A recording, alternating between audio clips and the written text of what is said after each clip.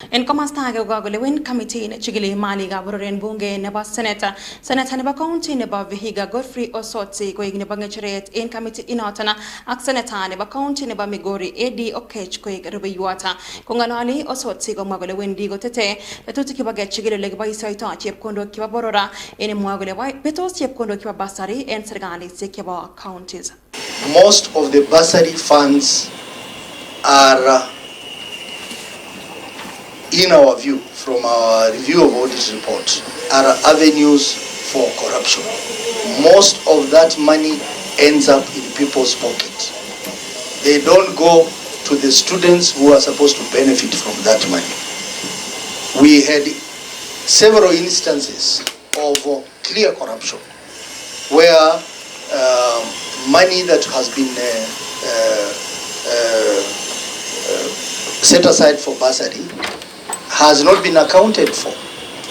For example, if you say you have sent money to support students in a particular school and there is no acknowledgement letters from that school, then what does that mean? It means that the money that was given is not accounted for. En kasaratan ko moy Osotsi kole wendi koger kole kakimuch kewal ngatutik keteleljina kibagengeisiek ab egen emoni en mwaet kole isuldoen boisionik kemoityin koyonjinet ak serkalisiek kibo counties kit nekikoit konyor denisiek chechang kemoityin kolipan. So the regional water works are now competing with the water service provider in matters of last mile connectivity, which should not be the case. I also want to say there is also a misnomer in the law. The Water Act, especially the amendments that were brought last year, that now have created more confusion than there were in the water sector.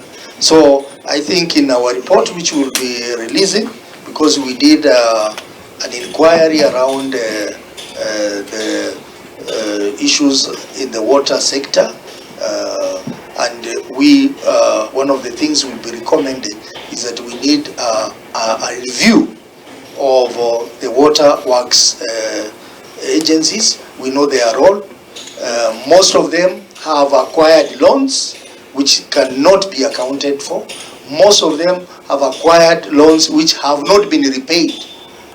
And most of them have set up plans which they are unable to hand over to the county government because the county government were not involved from the word go. So we have a problem in that sector, which this committee will also be seeking to address.